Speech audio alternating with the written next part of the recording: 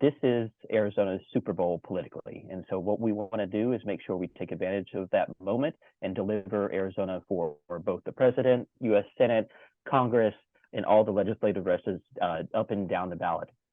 We are literally going to a million doors inside of Arizona's households and making sure that they go out and vote. To put that in perspective, President Biden won the presidency by just 10,000 votes inside of Arizona, or 0.3%. And so to go from 10,000 votes to a million doors is making sure that we ensure that the presidency is delivered for wins inside of Arizona.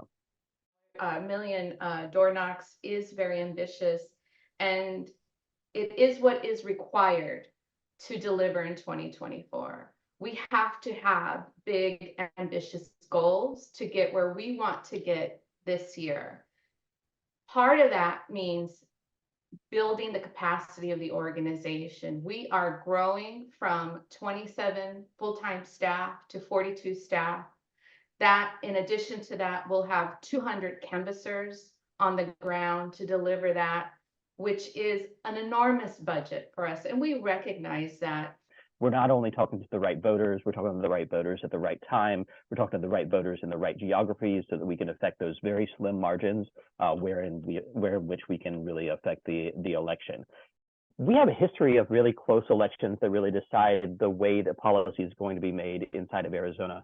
Whether that's the Attorney General's race this past year, where she won by 280 votes, or that's in legislative district 2 or 4, which are over here in the Northeast Valley, which were also decided by 250 votes.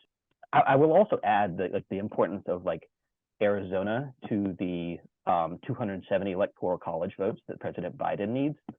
Arizona has become like a blue firewall state in ensuring that the president can deliver the solutions he wants at a national level. And so what we're doing is, at the same time as we are electing Ruben Gallego, is also making sure that the president gets across the finish line, because those margins are so thin. What happens in Arizona follows into California, follows into Nevada, Colorado, and neighboring states, and eventually across the country. Arizona was critical for the Biden election in 2020. It'll be critical again in 2024. But it's going to play out here locally through involvement, deep involvement of the most marginalized, the most removed communities.